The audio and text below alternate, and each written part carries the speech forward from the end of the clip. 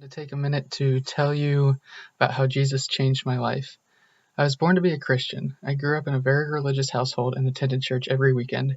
I wasn't allowed to say any bad words or listen to any bad music, and I didn't.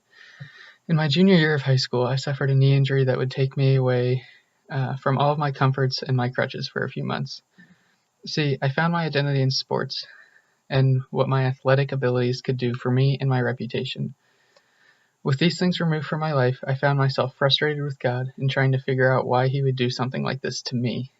I was operating in a way where I was the only one that could be made famous for the things I did. It wasn't until reaching college and finding a full understanding in the gospel of Christ that I could understand how God has been working in my life. The other day, I came across the famous passage, Psalms 23.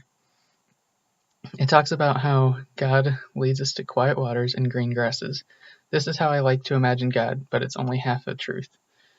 It goes on to say that this is for His name's sake, meaning that He does all these things not for us, but rather for His name's sake. God deserves the glory for everything that I do. Later on, this psalm talks about how the Lord prepares a table before me in the presence of my enemies. This doesn't sound like the God I had originally signed up for. The psalm finishes by saying that we will dwell in the house of the Lord forever.